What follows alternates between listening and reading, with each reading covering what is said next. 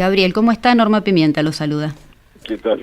¿Cómo estás? ¿Qué tal? Un gusto. Gracias por atendernos. En principio le pregunto, no he tenido el placer de dialogar con usted personalmente, pero ¿qué relación ve entre la economía y la conciencia, Gabriel? ¿Qué pregunta? Bueno, yo creo que es una manera de hacer con la economía, una especie de ciencia social, de tratar de hacer consciente lo que está sucediendo, que es muy complejo. O sea, la realidad es muy compleja.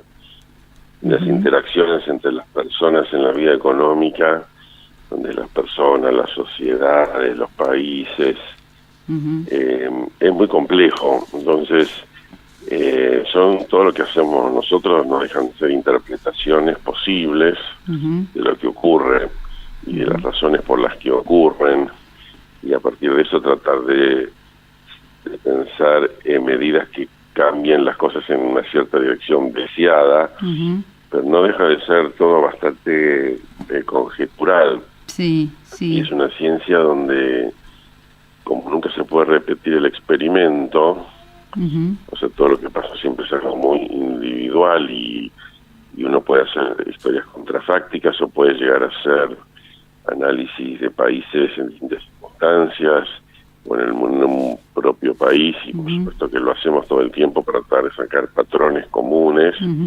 y podemos estar bastante convencidos de lo que decimos, pero nunca es algo certero, ¿no? De todas maneras, pareciera que los análisis contrafácticos en la Argentina siempre se vuelven en una paradoja, porque terminan siendo problemas que se cronifican, Gabriel. Por ejemplo, el tema de la inflación núcleo o inflación estructural.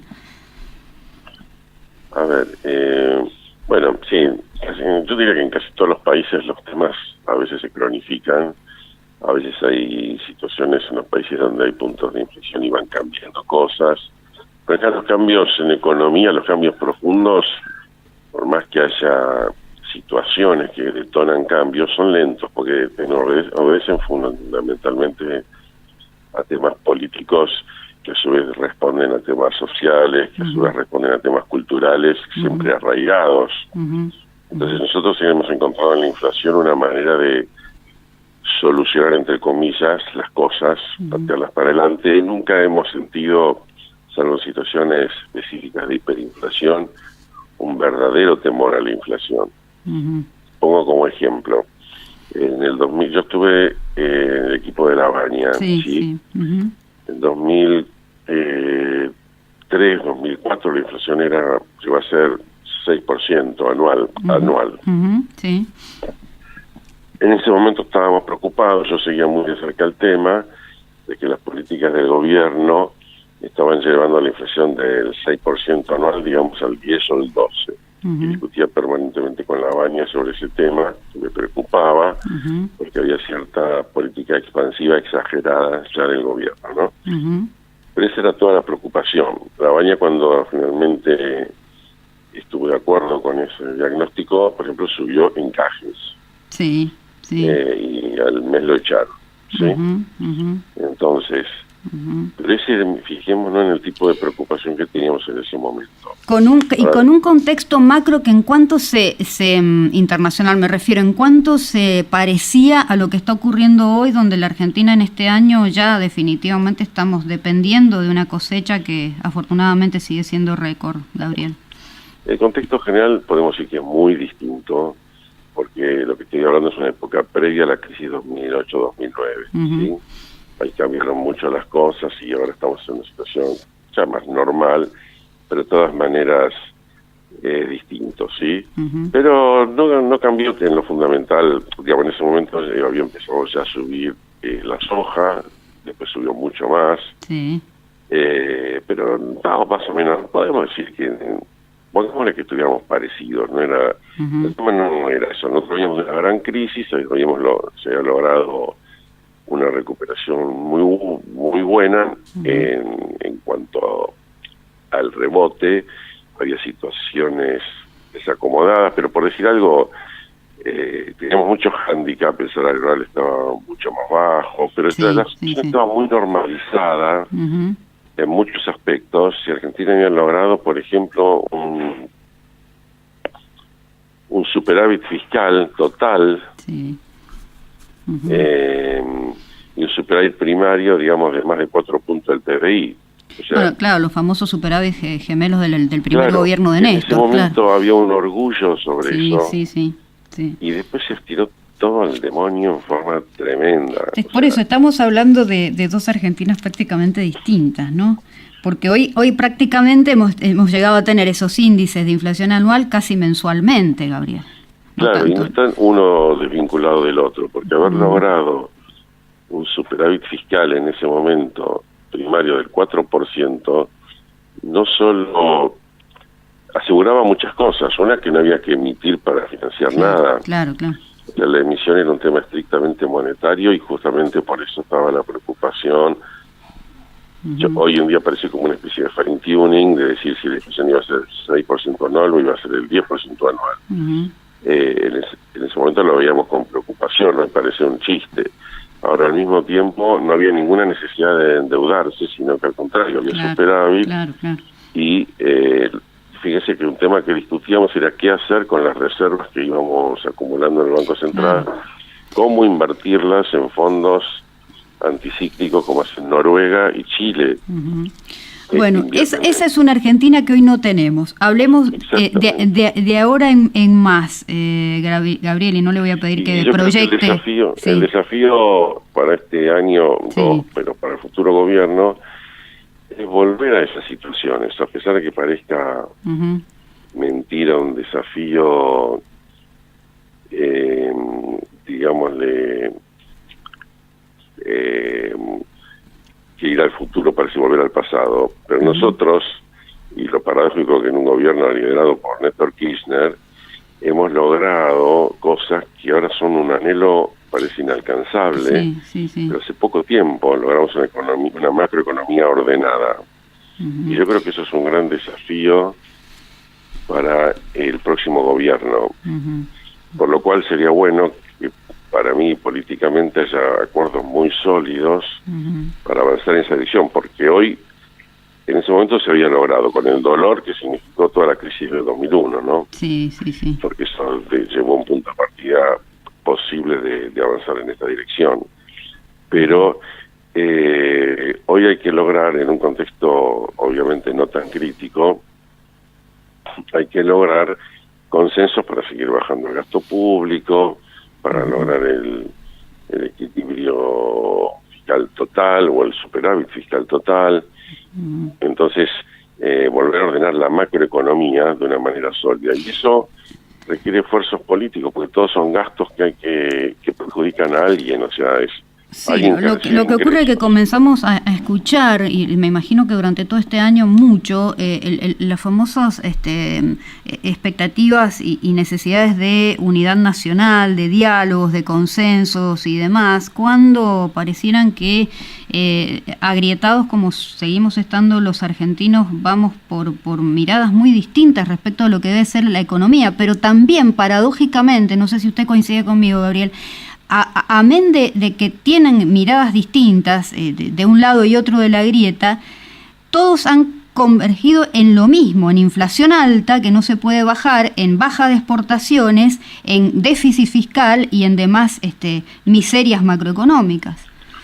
Bueno, digamos, exportaciones por suerte están subiendo ahora. Pero poquito. Gracias al tipo de cambio elevado y a la recesión. Exportaciones están subiendo, diría que con algún ritmo. Las exportaciones desplomaron, entonces todo lo que es la cuenta corriente externa se está corrigiendo de la mala manera, que eso fue después de una crisis, ¿no? No es de la buena manera. Después de una devaluación, claro. Una constante que hace a nuestra historia es que en cuanto tenemos oportunidad nos portamos mal. Si no aprovechamos las cosas cuando están bien, o sea, siempre encontramos la vuelta para exagerar, gastar de más, y volver a los tumbos. Es como si fuéramos borrachos que en cuanto somos sobrios no lo podemos soportar y no podemos emborrachar de vuelta, ¿no? Entonces, y lo que vos decís es cierto en el sentido que se amplían las grietas cuando se necesitaría lo contrario, pero bueno, la realidad es como es. La política hace su juego. A mí me gustaría que haya más unión por lo menos entre los que están de acuerdo en esto. Por ejemplo, tenemos algo que suena, uno podría decir ridículo. El kirchnerismo está en contra del ajuste fiscal. Yo estoy hablando de que Néstor Kirchner tenía 4% de superávit fiscal. Sí, sí. Y ellos son un permanente problema para lograr avanzar en el superávit fiscal que ellos mismos en su momento pregonaron. Pero bueno, son cosas de la política. Sí. Y eso hay que aguantárselo como viene y pone un riesgo, porque pone el riesgo de que las cosas que hay que hacer finalmente no se hagan y estemos siempre a los tumbos. Pero también está la oportunidad de hacer las cosas bien y que finalmente, digamos, la macroeconomía se ordene, que son siempre condiciones necesarias para avanzar en otros temas. Claro. O sea, lo más importante no es la macroeconomía, pero si la macroeconomía está desordenada, o está el desorden implica crisis, siempre recurrentes. O sea, si la macroeconomía no está ordenada, no podemos avanzar bien en ningún tema, porque todos los temas que hacen a todos los días, a la lucha contra la inseguridad, el narcotráfico, la mejora de la productividad en la economía, que la gente esté focalizada en su negocio y en lo que pasa en el mundo, en su negocio, y no en el dólar, la tasa de interés, etcétera. Bueno, no puede funcionar bien la economía de todos los días y las empresas y las reglas de juego y las variables económicas saltan todo el tiempo. Y sobre todo en un año donde, bueno, arrancamos febrero con una cantidad de aumentos que se van a mantener durante todo el año, ¿no? Con un cronograma de aumentos. Sí, ahora se hicieron más o menos en enero, febrero, marzo, como para que después el panorama esté más despejado, pero sabemos que la inflación, digamos, difícilmente baje del 27% este año. Del 27, dice usted, sí, más o menos ahí. Puede ser 26, 27, 28, 29, depende si el dólar estaba tranquilo todo el año, no sé. Ahora son un poco... en un año electoral, por lo general, se trata de mantenerlo bastante pisado al dólar, ¿no? Eso... Sí, pero no es cuestión de que se trate o no se trate, porque las herramientas no son tantas, en el sentido de que si hay susto electoral, no te quepa duda que el dólar va a subir. Sí, claro. Hablamos de aquí a octubre.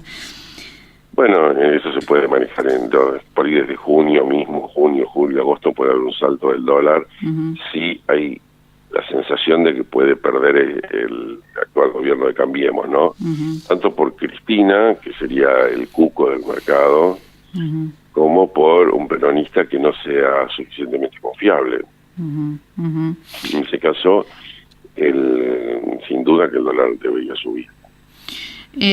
¿Cómo ha visto las últimas políticas? ¿Ha habido algún manejo en el Banco Central y usted como exdirector de esta entidad de la decisión de incrementar en un 50% las intervenciones de compras durante febrero, ¿no? Para intervenir en el mercado cambiario?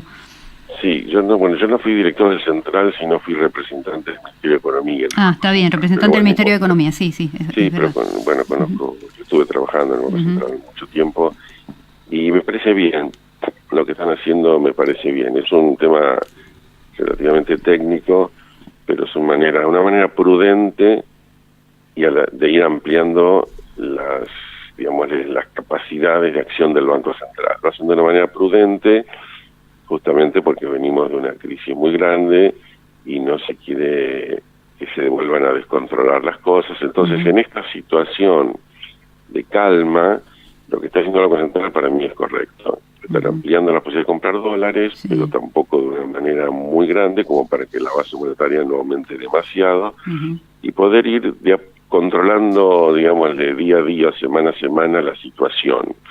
Eso está bien, yo lo veo bien.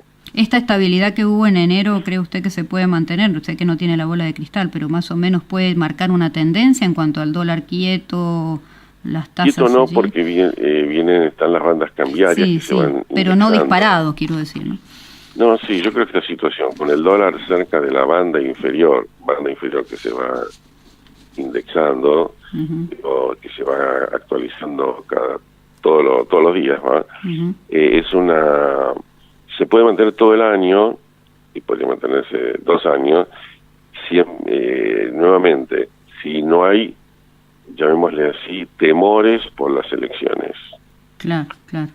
O sea, la incertidumbre electoral no es por el hecho que haya elecciones y eso genera incertidumbre, sino porque acá no es que digámosle, con todo el cambio que fue en Estados Unidos, no es que gana Trump o gana Clinton, sino acá es si gana, digamos, si la lucha terminara siendo si gana Macri o si gana Cristina, es como si estuviéramos exagerando. Sí, en esta polarización, ¿no? que tiene tanto impacto en la economía. Es una polarización porque Cristina, para la gente, para las empresas, para los inversores, puede significar que vuelva al cepo, que el dólar se vaya al demonio, o puede significar que vaya a default.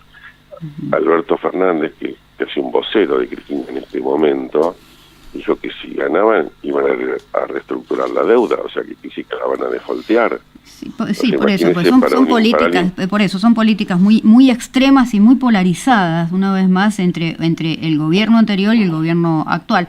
Bueno, veremos si surge una tercera alternativa, Gabriel, y en ese caso seguiremos en contacto. Le agradezco haber participado en este primer programa y lo mantendremos allí al tanto de todo lo que vaya ocurriendo y lo llamaremos para que nos ayude a analizarlo. ¿Le parece? Bueno, muy bien, muchas gracias. Gracias, un gusto. Dale. Era Gabriel Rubinstein, consultor en economía y finanzas, director de Gabriel Rubinstein y Asociados.